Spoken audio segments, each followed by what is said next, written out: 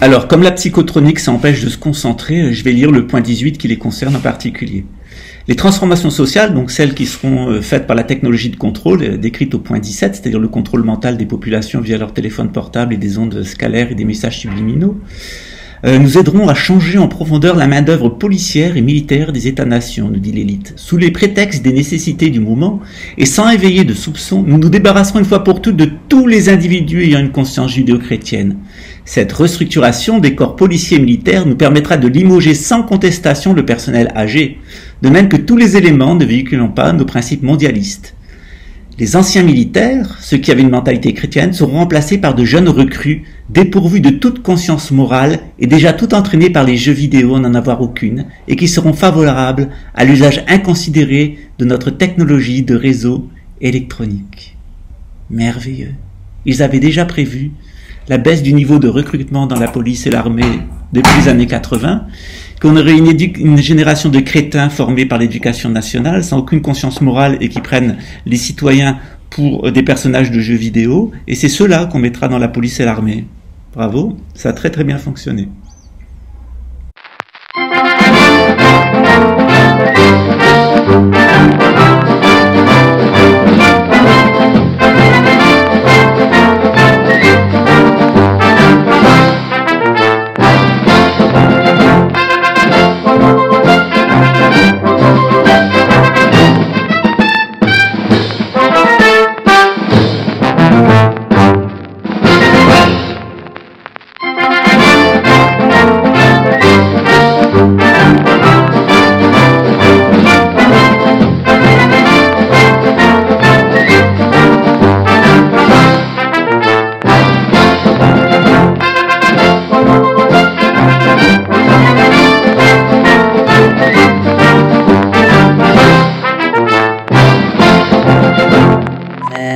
Turn me on, dead man, turn me on, dead man, turn me on.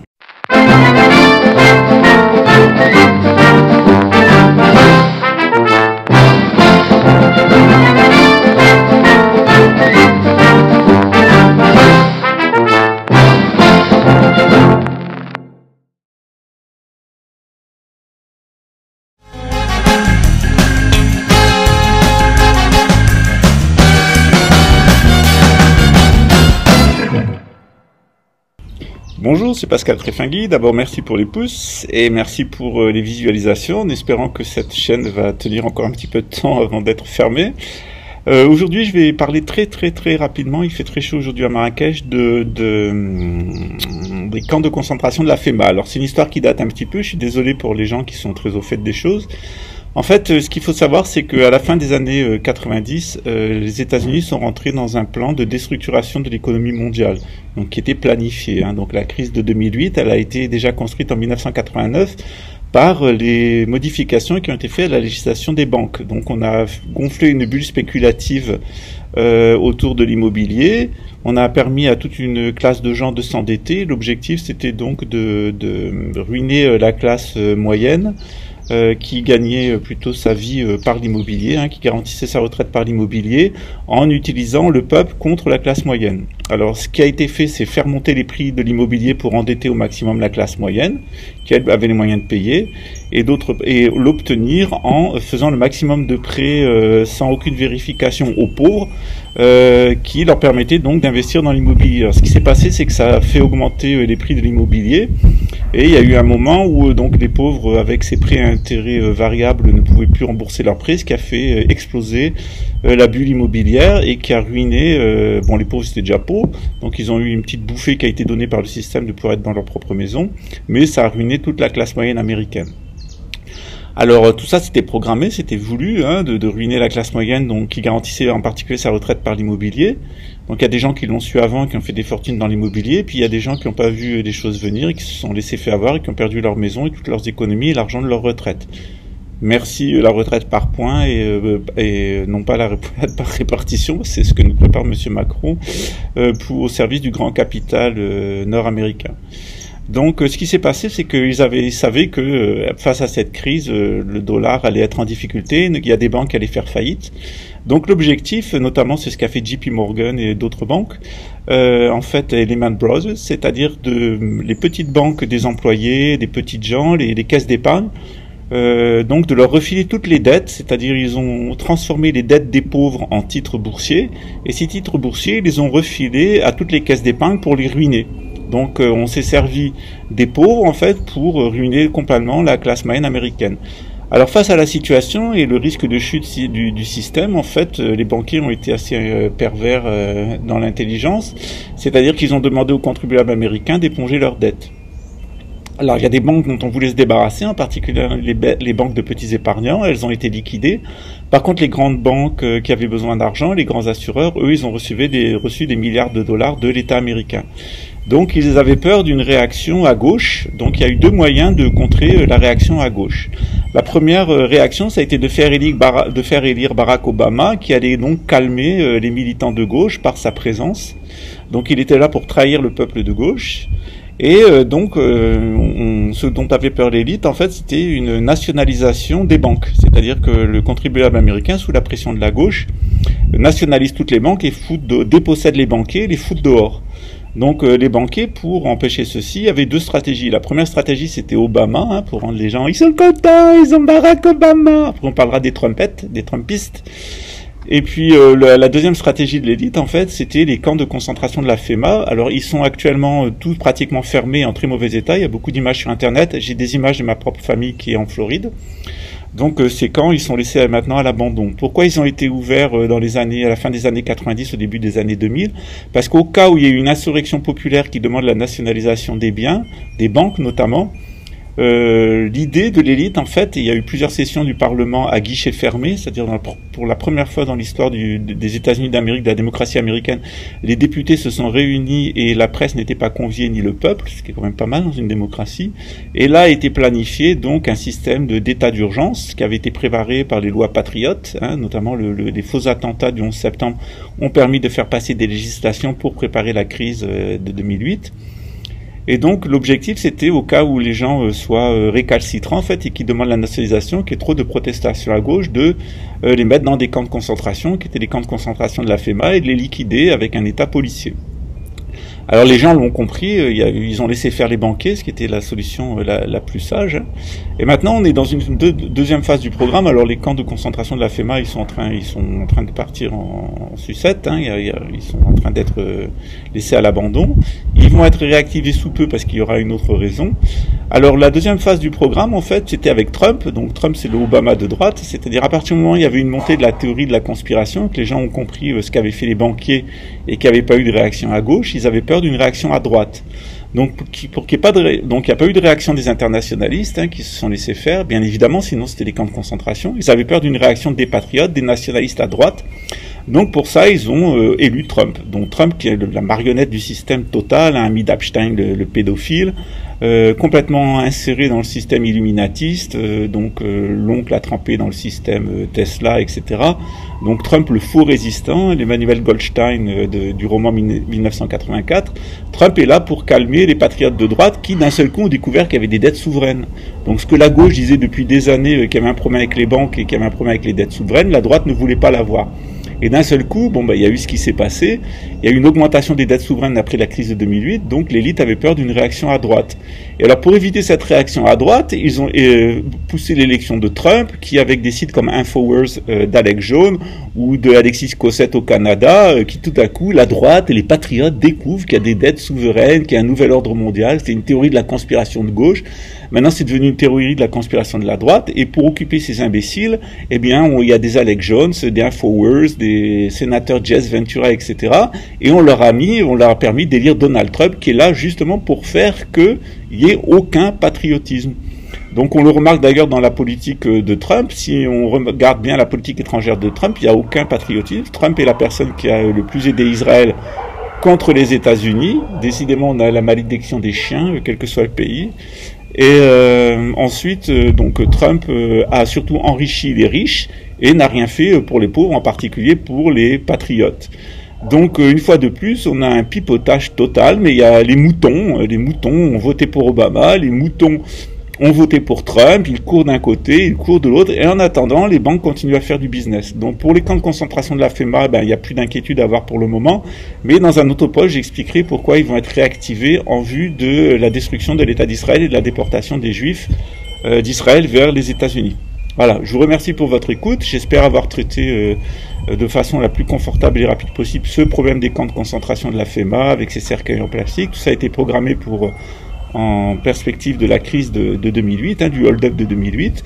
Et maintenant, il y a d'autres choses qui se mettent en place, donc notamment le programme Blue Strike, qui est de monter les populations contre la police et l'armée pour obtenir un état de guerre civile, ce qui a très bien fonctionné avec l'épisode des Gilets jaunes. Voilà, à très bientôt. Ciao.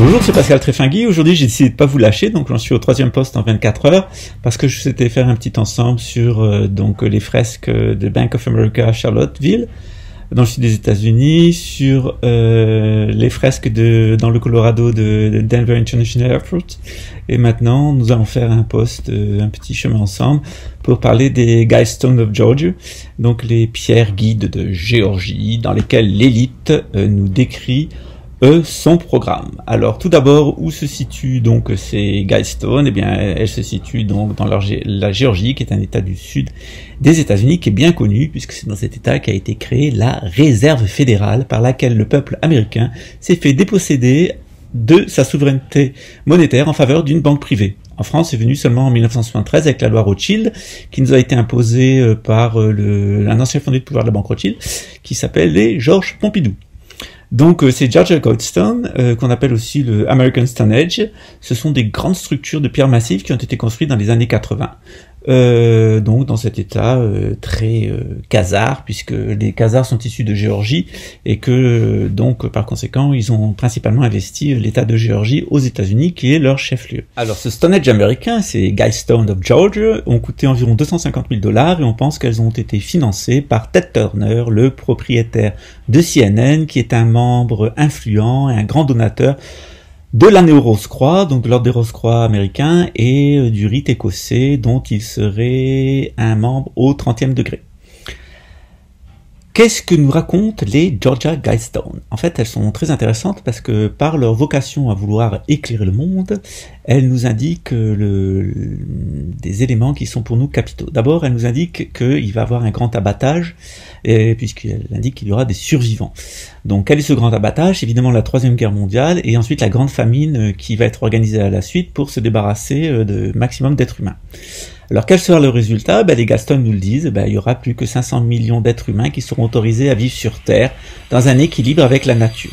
Alors cette volonté de maintenir les 500 millions d'êtres humains, elle est annoncée depuis longtemps déjà par la conférence de Rio, qui nous avait expliqué qu'il fallait regrouper les gens dans des grandes cités, c'est plus pratique pour les exterminer, et qu'ensuite on devait laisser des grands couloirs pour laisser le temps à la nature de se reconstituer. Alors ça a déjà été fait en Afrique. c'est-à-dire une association comme WWF, World Wide Foundation, était en fait une fondation qui avait pour vocation d'éliminer les populations humaines de zones naturelles complètes afin que les gens de la jet set européenne, notamment le prince consort de Hollande, puissent venir y chasser l'éléphant. Donc, sous un alibi écologiste, en fait, c'était avoir une chasse gardée pour l'élite européenne. Donc, les Galston nous annoncent que nous serons seulement 500 millions en balance perpétuelle, en équilibre plutôt perpétuel avec la nature. Voilà, c'est très bien. C'est sympa pour les 7 milliards d'autres. Ensuite, les Galston nous disent qu'il va falloir guider la reproduction humaine. Alors, on n'est pas dans 1984, on est dans le meilleur des mondes. Et dans ce meilleur des mondes, en fait, ce sont les êtres humains qui non seulement maîtrisent le climat, mais maîtrisent totalement leur reproduction pour amener plus de santé, plus de diversité. Ensuite, ils veulent unir, comme à Babel, l'humanité, c'est le 3e précepte, dans une seule et même langue moderne qui sera très certainement l'anglais ou l'hébreu. Ensuite, les Galston, le 4e principe, nous disent qu'on doit faire attention aux passions, à la foi et à la tradition, et que toutes ces choses doivent être tempérées par la raison. Ensuite, on nous indique qu'on doit protéger les gens et les nations avec des lois justes et des tribunaux suprêmes. Il faut aussi une cour internationale qui permette aux différentes nations d'arbitrer leurs conflits. On demande aussi d'avoir le minimum de fonctionnaires et puis d'avoir le minimum de lois, hein, donc on est dans la doctrine libérale. Il s'agit de pas d'étouffer le commerce, l'industrie et la spéculation. On nous demande aussi d'avoir un équilibre personnel entre nos droits en tant qu'être humain et puis nos obligations sociales. Donc c'est l'homme consacré en tant que fourmi qui doit donc laisser tomber son individualisme pour adhérer à l'intérêt collectif. Ensuite, on nous dit qu'il faut cultiver la vérité, la beauté, l'amour, et qu'il faut rechercher l'harmonie avec l'infini. Voilà. Alors on nous demande surtout, 10e principe, de ne pas être un cancer sur la terre et de dégager un peu leave room, donc laisser de la place pour la nature, et on vous le répète 2 fois, leave room for nature. Donc ces messages qui sont écrits au Guidestone, elles sont écrits en anglais, en swahili, en russe, en espagnol, en sanskrit, en hébreu, en arabe et en chinois. Il n'y a pas de français, donc vous ne serez pas, chers amis, dans les élus des 500 millions. Dans le texte des Rose-Croix, on nous dit il est signé de R.C. Christian, qui est donc une inversion de Christian Rosenkreutz, qui était le fondateur mythique, le chevalier français, fondateur de l'ordre des Templiers. Voilà, et donc de l'ordre Rose-Croix. Donc on l'a inversé, puisqu'on est en milieu sataniste, donc Christian Rosenkreutz est devenu R.C. Christian. On est à peu près sûr que donc c'est l'ordre des Rose-Croix qui l'a financé, qui l'a fait construire, parce que en fait cette thématique se retrouve dans les publications des Rose-Croix et dans les publications du rite écossais. Donc c'est les nouveaux tablettes de la loi, comme les tables de Moïse en sortant d'Égypte, et en sortant de l'Europe et en mettant les pieds sur la grande terre promise des États-Unis, hein, la Géorgie, et bien tout simplement cette nouvelle élite pseudo-juive, alors qu'elle n'est absolument pas juive, nous raconte qu'ils ont les nouvelles tables de la loi. Voilà. Faut rappeler qu'on est quand même à une centaine de miles d'Atlanta et qu'il se passe dans cette ville des choses qui sont pour le moins intrigantes, notamment dans le domaine de la pédophilie, puisque on parle des intéressés. Il est bien évident que tout ce petit monde de contre-initiés et de satanistes fonctionne sur une thématique qui est l'inversion, et qui tout ce qui vous paraît à une personne normalement constituée immoral est pour eux parfaitement moral. Donc on est toujours dans la violation des règles divines, dans la violation de la nature et dans la glorification de l'homme, Dieu. Alors ces Galston, elles ont évidemment des adeptes de longue date, notamment Yoko Ono, la femme de John Lennon, qui dans une de ses chansons en fait fait référence donc aux Galston comme les nouvelles tables de la loi. Je vous invite à écouter la chanson de John Lennon, Imagine, qui porte toute l'idéologie du nouvel ordre mondial. Donc, imagine all the people living in the way we do. Donc, imaginez tous ces gens qui vivent dans la façon dont nous le faisons, sans Dieu, sans enfer, sans paradis, sans religion, etc., etc. Vous pensez que je suis un rêveur, mais je ne suis pas le seul, et cette chanson est apprise dans les écoles de France et de Navarre et dans le monde entier, et on fait passer John Lennon pour un apôtre de la paix. Il suffit un peu de s'intéresser de près à l'idéologie des Rose-Croix et de Nouvel Ordre Mondial pour avoir une petite idée du rôle qu'ont réellement joué les Beatles et s'il faut prendre au premier degré ou non la déclaration de John Lennon et des autres Beatles selon lesquels ils avaient passé un pacte avec Satan, ce qui expliquait leur succès sur Terre. Enfin ça, je vous laisse juste juge de ces propos. Il y a d'autres personnes d'ailleurs qui régulièrement, comme Léo Ferré qui avait dit que justement il connaissait un mec qui discutait avec Satan tous les jours.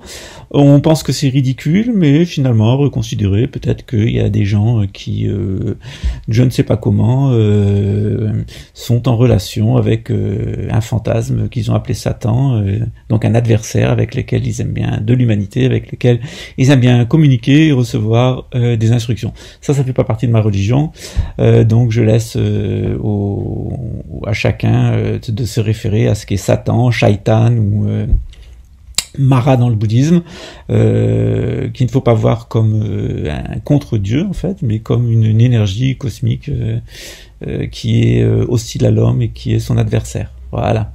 Donc j'espère avoir été simple, je ne suis pas complet, j'en suis sûr. J'essaie d'avoir été simple sur la question, juste laisser un petit post de moins de 10 minutes pour faire gentiment et sans prétention le tour d'une petite question comme qu'est-ce que les Georgia Guidestones? Quelle est l'idéologie du Nouvel Ordre Mondial? Alors, quand on additionne les fresques de Bank of America, les fresques de Denver International Airport, et quand on additionne les déclarations des Guidestones, je trouve que ça fait beaucoup pour un pays comme les États-Unis. Il y a énormément d'autres sites avec d'autres indications. Si j'en ai l'opportunité, je vous les communiquerai. Dans le prochain post, on parlera des camps de la FEMA et des bases souterraines. À très bientôt. Ciao, et n'oubliez pas les pouces.